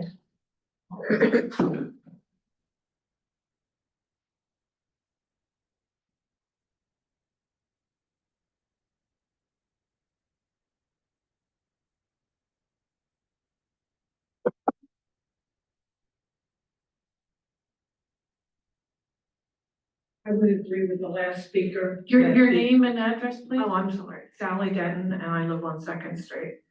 I would agree with the last speaker, the Terry House has never looked so nice. And, it's a great place, and it's a great place, I've had family members stay there. I feel that the Airbnbs should be, as other people have said, in the commercial district, not in a residential area. People that buy homes in any residential area, that's what they're buying a home in. They're not buying a home where there's a residential, where there's gonna be somebody there on off weekends or days of the week and the coming and the going. And someone else mentioned, I'm not sure who it was, I live down towards the Bull Hill area. There was no parking down there at night. So it's just not there. So that if people come to visit the town, they would need to park down, and a lot of people don't know this, but where the old recycle bins used to be. And that's quite a walk to downtown. And to walk the sidewalks, it's very, very dangerous. You would have to walk in the street. So I can highly encourage you to vote against, or however you go, limiting an Airbnb in the residential area. Thank you very much. Thank you.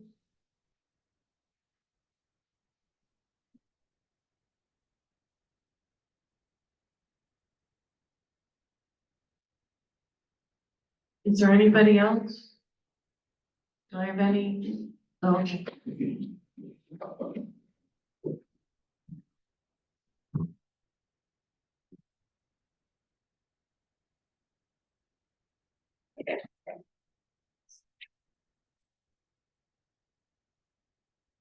Hi, everybody. I'm Dwayne Foster. I live at 206 Delaware Street. I run a B&B on Packet Alley, as many of you may know, probably all of you know. I also run a B&B across my alley on Delaware Street. Both have been very nice, well-received, amazing people that have stayed there. A lot of comments about how beautiful our town is. A lot of repeat visitors. I had a person stay for the third time, actually, in a year and a half, which was pretty cool. She couldn't book actually this time, unfortunately, because it was already booked. She comes to visit her sister who's ill. She comes from California, and it's always nice to stay in town, she says. My hope with this whole process is that we have a solution, and it's an agreed upon solution, and we can just get over this. There's a lot of contention between residents and division, and that's not what we need right now. We need to come together and support each other like a true community. That's why I moved here, and that's what I strive to do with being on the senior center board, block party, bring people together. I feel really horrible that this has come to this. With obviously, I think the reason is because I opened a B&B on Packet Alley. I know that's why this all came. That was not what my intention was to do was to divide people by doing this. It was to bring people to town to show how special this place is. And to create jobs. Like, I own a restaurant and I'm able to employ a bunch of people. Most of them live in town. I was able to give another person another job by opening a B&B on Packet Alley. I don't make money off of this. This is purely a venture, and you know what? So what if I did? Do I not have the right to make money like all of you? I'm trying to build wealth like you have through your lives. That's why you own these beautiful homes on the Strand. I deserve that right as well. And doing so, preserving our community as well. Not trying to degrade the community. I care about this place. And if that's not obvious to you at this point, I don't know what else I can say. So thank you. I hope everything will go well. I'm sure it will, and we can move past this. Thank you. Thank you. Anyone else?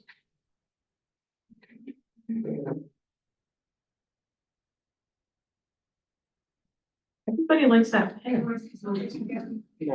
One. You only get one. Sorry, you just limited to a total of 3 minutes. Hi, I'm Patty Isaac Hansen. I live at 49 The Strand. I support commercial, but I do not want any commercial business in the residential area. Like people said, I bought the place. I want to be at home. I want to know my neighbors. I don't want transient people around. And that's all I have to say. I'm all for whatever people want to do in the commercial area. That's fine. Thank you. Thank you.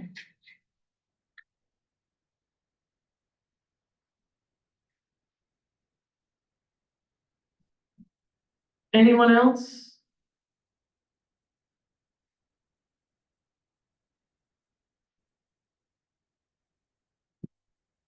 Okay, this is your last chance.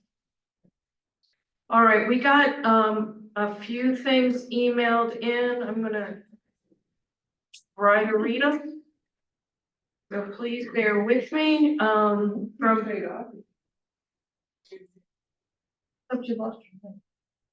That's true. From Dennis Young.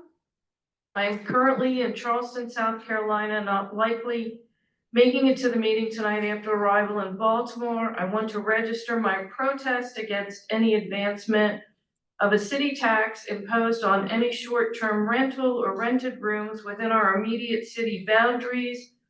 I view such a tax as an encumbrance on those businesses already dealing with adverse consequences of pandemic closings and accumulated financial pressures of expenses not forgiven by the forced closings. Also, there is the continued effect of inflation and now the reassessments of property values that surely are the first step to raising taxes, certainly local school taxes. Additionally, imposing taxes sends a warning to a small business as well as to parties interested in relocating to Newcastle, and many people express the desire to do so. It has been publicly stated that downtown businesses are in it for the money and make out well. This is a biased opinion, more likely exposing a rush to judgment and an us versus them parochial security.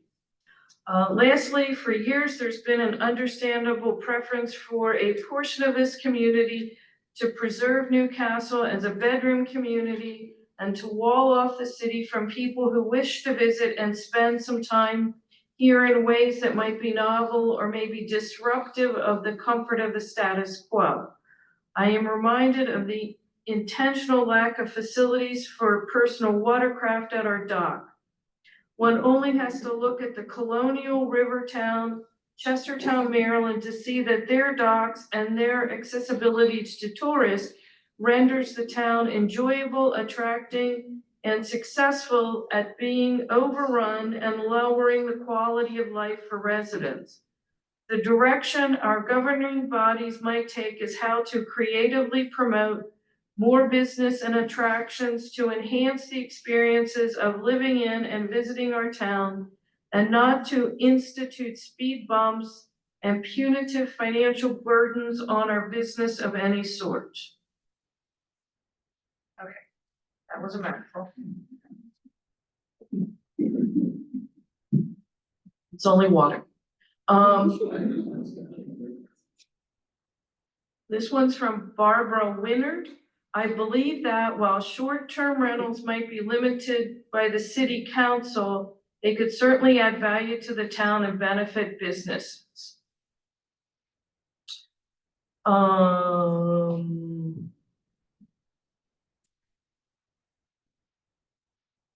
Okay. Dear Chair and members of Planning Commission, we were in Europe this winter and spent 2 weeks in Uzes, population 8,300. This is pretty long, so I'm gonna try to get through it. Every year when we return in the off-season, there are fewer restaurants and shops open and far fewer people walking the old cobblestone pedestrian streets. Our friend who lives there full-time told us that so many homes have become short-term rentals that there are not enough residents in the off-season to support local businesses. We drove up, and I'm not even gonna try to pronounce this name, to another city one day. It was like a ghost town. We didn't find one restaurant open for lunch, but we passed few people on the street. At the Chateau Ruin were a group of grade school children with teachers and 4 tourists on bicycles.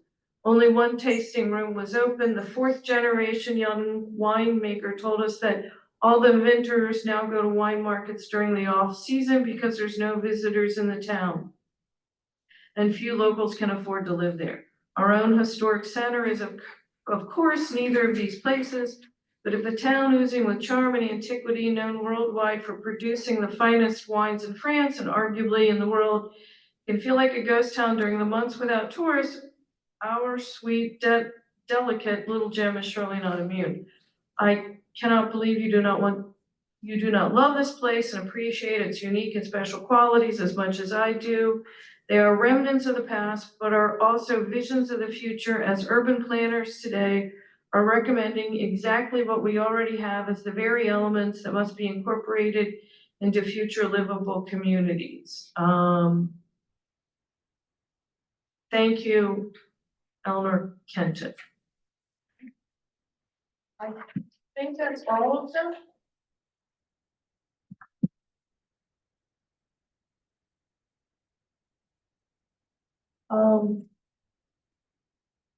So, Madam Chair, I'd just like to clean up one thing. There's nothing in this ordinance that deals with taxing.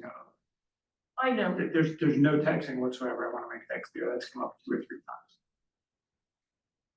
3 times. Okay. It's, for clarity, it's because it was presented as an option to city council, and was, put on hold in the last city council meeting. So I think that's what people are responding to. A whole series of potential taxes were. I just want to make it very clear that It's not this. it's not this Yes. bill. Okay,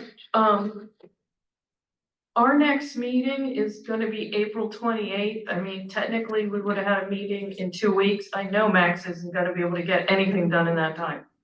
So, our next meeting will be April 28th.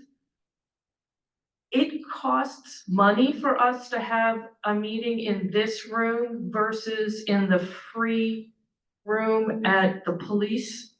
And the planning commission doesn't have a budget, so You probably get these guys to donate a few bucks, what is it, $200? How much does it cost to be here? Yeah, but you don't need any. So, so if you could give us an indication ahead of time, if you think you're gonna come, so we know whether to rent the room. I don't wanna rent a room to find 5 people in here. So I just appreciate that, cause we wanna make good use of your tax dollars. So I have So, a show of hands right now, who's coming to the next meeting? I think you got your answer. okay, we'll then have to confirm that the room and everything's available on the 28th. Okay. Does anybody have any further business? Are we all ready to go home? I just wanna say one thing, I think that, Just gonna give you a mic, thank you. oh, that's right. She took my mic, you know. Well, you gave it away. Oh, that is true. This is just for, commission business. But this has been talked about in other commissions as well. Max, I think, all the commissions I serve on could use another FOIA education. So if you're doing one for the university or something, can you tune us in or think about that? It's got a lot of new commissioners. I hate teaching FOIA, but I'm happy to do it. I teach it every month, it seems, but If you do it every month, let us dial in. I'm happy to do it. I do it for different communities. All right, well, if we can dial into one, let us know. We'll be quiet, just listen. I just wanted to say, I'm happy to write a check for $250 to rent a room. What? Do I have a motion to adjourn the meeting? Do I have a second? All in favor? Opposed? Meeting's adjourned.